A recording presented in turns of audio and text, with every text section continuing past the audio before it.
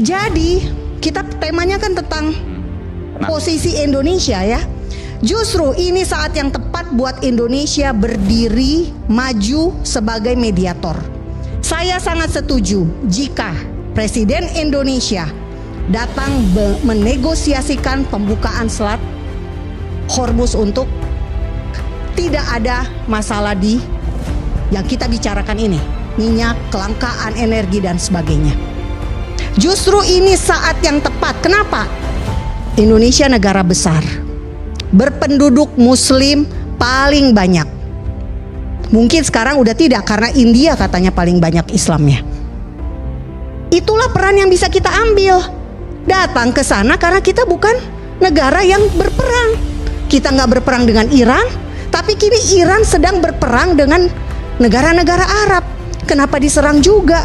Dalam program Rakyat Bersuara, suasana debat memanas ketika salah satu narasumber pendukung Israel, Monique, melontarkan pernyataan yang dinilai sejumlah pihak terlalu menyederhanakan konflik besar di Timur Tengah. Beberapa narasumber bahkan terlihat geleng-geleng kepala mendengar klaimnya yang menyebut paling memahami apa yang terjadi dalam eskalasi antara Iran, Amerika Serikat, dan Israel.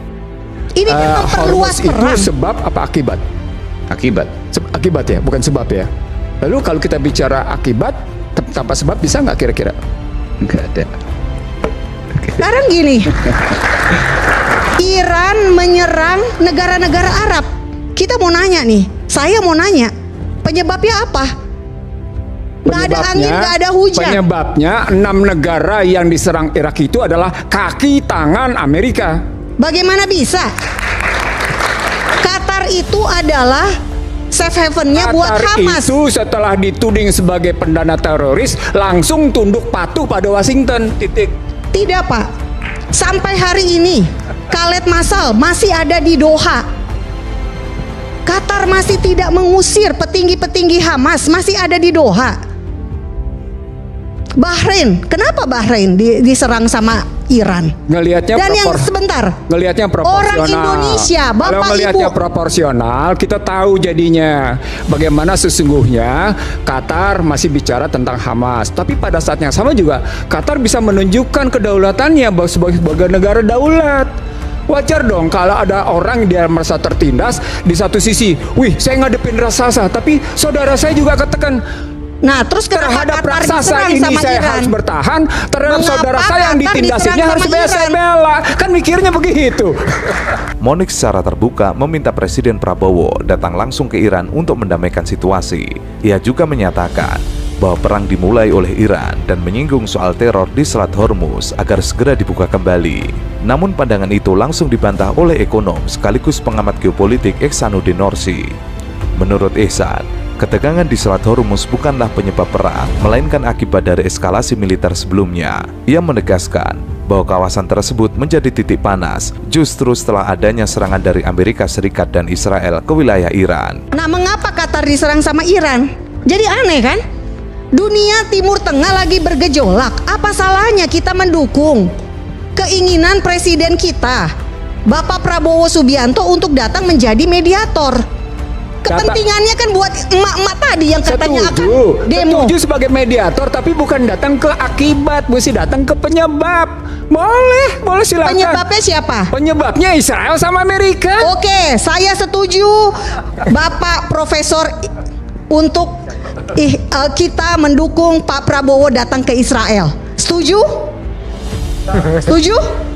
Ini tadi saran profesor loh, bukan saya yang ngomong. Saya suruhnya Presiden Prabowo ke Iran. Tapi ini justru ada ide yang sangat luar biasa, datangnya ke Israel. Saya sangat mendukung. Terima kasih Profesor. Mbak Monique tahu nggak sistem politik Iran itu seperti apa? Monarki, sebelumnya adalah monarki.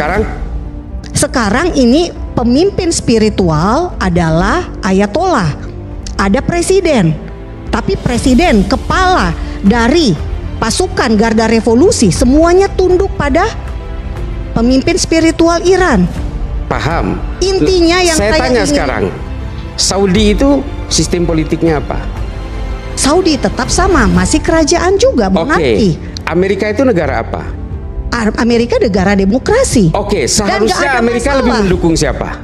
Saat ini Amerika Serikat adalah dalam hal ini Presiden Trump ya.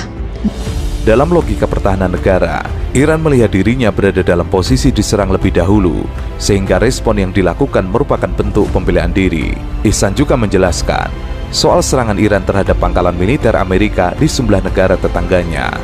Menurutnya, pangkalan-pangkalan itu dipandang Iran sebagai infrastruktur militer yang digunakan untuk melancarkan serangan terhadap wilayahnya. Karena itu, Iran menargetkan fasilitas tersebut sebagai bagian dari strategi defensif. Kesepakatan Abraham 4 bulan yang lalu Iran dihajar dengan dalih untuk menghancurkan pengayaan uraniumnya, dan Trump sudah mengatakan bahwa senjata nuklir di Iran sudah terselesaikan semua.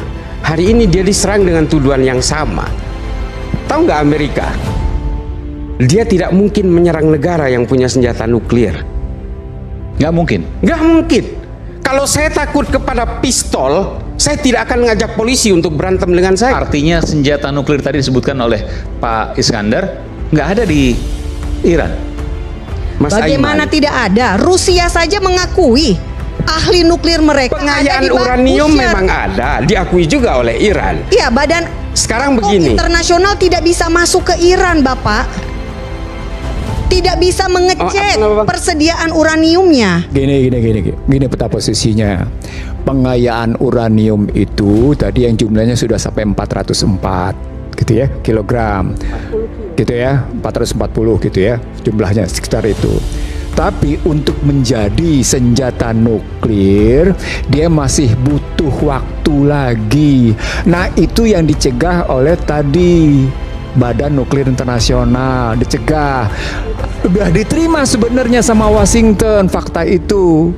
Sudah diterima, tapi tiba-tiba si Israel berubah sikap. lagi-lagi ini kan persoalan-persoalan politik Timur Tengah yang kemudian dijadikan trigger berbagai isu, potensial isu itu semuanya dimainkan.